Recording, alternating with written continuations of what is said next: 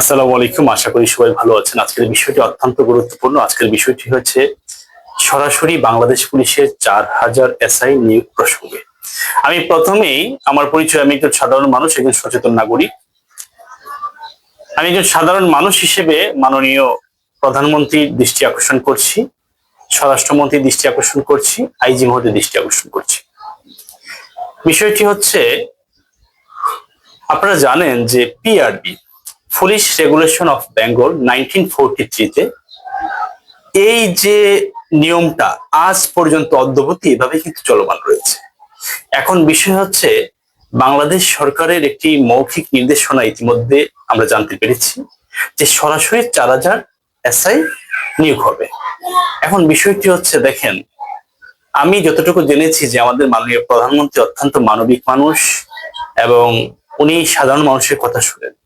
তাহলে যেহেতু আমি সাধারণ মানুষ, কোনো না কোনো ভাবে যদি আমার এই কথাগুলো একটু প্রচার হয় বা ওনার পর্যন্ত পৌঁছায়, তাহলে হয়তো বা বলা যায় না, কোনোভাবে বিবেচনাধীন ভাবে কোনো একটি ভালো একটি বিষয় আসতে পারে।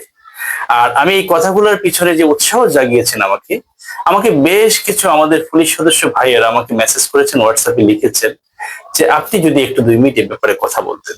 তো আসলে ভাই, আমি তো একজন সাধারণ মানুষ, আমি আসলে কথা বলতাম না। তো যেহেতু মাননীয় প্রধানমন্ত্রী সাধারণ মানুষের কথা শুনেন, সেই একটি জায়গা থেকে আমার একটি আশার বাণী পেয়েছি, মনে হচ্ছে যে আমি এই কথাগুলো বলতে পারি। তো বিষয়টি হচ্ছে, এখানে যে সমস্যাটা তৈরি হয়েছে সেটা হচ্ছে মূল বিষয়। আপনারা দেখেন যে সেই সৃষ্টির পর থেকে পিআরবির যে পদ্ধতি, এখানে কিন্তু সরাসরি 50% আর হচ্ছে ডিপার্টমেন্টাল 50%। এখন আমি যদি বলি যে ডিপার্টমেন্টাল যে 50%, ডিপার্টমেন্টালটা কিভাবে হয় যদি আমি একটু অল্পতে ব্যাখ্যা করি। আসলে প্রথম হচ্ছে একজন কনস্টেবলে আপনার নিয়োগ হলো, নিয়োগ হওয়ার পর হচ্ছে ওনার যখন 6 বছর অতিবাহিত হওয়ার পর হচ্ছে উনি ওনার মাল্টিপল চয়েস, রিটেন, ভাইবা এগুলা দেওয়ার পরেই উনি কিন্তু যদি এএসআই হিসেবে মনস্থ হন বা এএসআই হিসেবে উনি পদোন্নতি পালেন এগুলো দেওয়ার পর। কিন্তু এখানে একটা বিষয় আছে, এই যে দীর্ঘ সময়ের যে যাত্রা, আমরা যত সহজে আমি বলছি মুখে, কিন্তু এই যাত্রাটি কিন্তু অত সহজ নয়। এখানে আরো অনেক কিছু বিষয় জড়িত আছে। আপনারা দেখুন, উনি যখন এএসআই হিসেবে যখন উনি মনস্থ হলেন, হওয়ার পরে ওনাকে আরো 4 বছর ওনাকে অপেক্ষা করতে হবে। 4 বছর অতিবাহিত করার পর উনি হচ্ছে এমসিকিউ, ভাইবা, রিটেন দিবেন। দেওয়ার পরে হচ্ছে এটাকে বলে এসিআর, অ্যানুয়াল কনফিডেন্সিয়াল রিপোর্ট। ওনার 3 বছরের এসিআর দেখা হবে।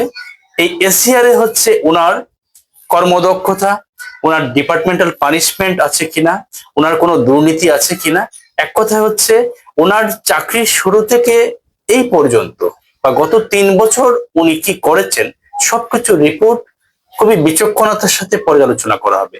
যদি এখানে কোনো ধরনের প্রবলেম থেকে থাকে, তাহলে কিন্তু উনি ওনার সঠিক গন্তব্যে উনি পৌঁছতে পারছেন না। তাহলে দেখা গেল কি যে উনি অনেক কিছু পেরিয়ে কিন্তু তারপরে হচ্ছে উনি এই কনস্টেবল থেকে এএসআই হলেন, অ্যাসিস্ট্যান্ট সাব ইন্সপেক্টর, এবং এএসআই থেকে উনি সাব ইন্সপেক্টর হলেন, এসআই হলেন। তাহলে এই যে ওনার দীর্ঘ এই বয়সের, এই দীর্ঘ এই কর্মজীবনের, এর মধ্যে ওনার একটা সাংসারিক জীবন আছে, ওনার একটা দৈনন্দিন জীবন আছে, এইগুলাকে পাড়ি দিয়ে ওনাকে অনেক লেখাপড়া করে কিন্তু ওনাকে এই পর্যন্ত আসতে হচ্ছে। এর মধ্যে কিন্তু উনি ওনার ডিউটি পালন করা অবস্থায় আমাদের সাধারণ জনগণের জন্য যে উনি ভূমিকা রাখছেন, প্রত্যেকটি পুলিশ সদস্য আমরা নির্বিঘ্নে নিশ্চিন্তে আমরা ঘুমাতে পারছি। শুধু ওনাদের আমরা বলতে পারি আস্থার সাথে আমাদের বাংলাদেশে একটি পুলিশ বাহিনী আছে, এবং এই বাহিনীর দ্বারা আমরা নিশ্চিন্তে নির্বিঘ্নে আমাদের জানমালের নিরাপত্তা ওনারা দিয়ে যাচ্ছেন। তাহলে এখন মাননীয় মহোদয়রা, এখানে একটি বিশাল একটি গ্যাপ সৃষ্টি হয়েছে। যদি সরাসরি 4000 এসআই নিয়োগ হয়, যে 946 জন কনস্টেবল থেকে এএসআই পর্যন্ত ওনারা উত্তীর্ণ হয়ে এসেছেন, তাহলে কিন্তু ওনারা বঞ্চিত হয়ে যাচ্ছেন।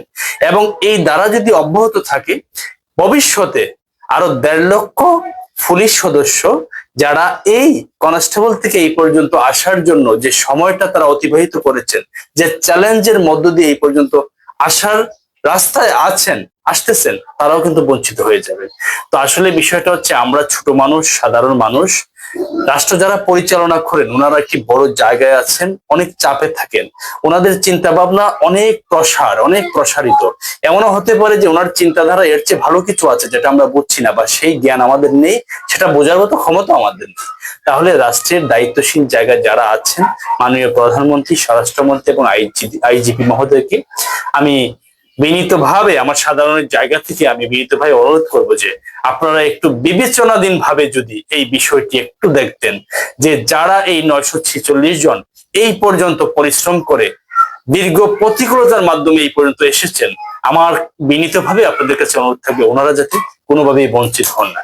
তাহলে আসলে আপনাদেরকে যে কথাটি আজকে আমি বোঝাতে চাইলাম, এক কথায় যদি বলি যে আজকের গুরুত্বপূর্ণ এই বিষয় নিয়ে যে কথাগুলো আমি বলছি, এটা পিআরবির জন্মলগ্ন থেকে এই পর্যন্ত কিন্তু এইভাবেই আসছে। তাহলে আসলে আমরা ছোট মানুষ, এই বিষয়ে কথা বলাটাও আসলে আমাদের জন্য কতটুকু সঠিক সেটাও আমি জানি না, কিন্তু আমি প্রথমেই বলবো যে ভুলের ঊর্ধ্বে কেউ নই।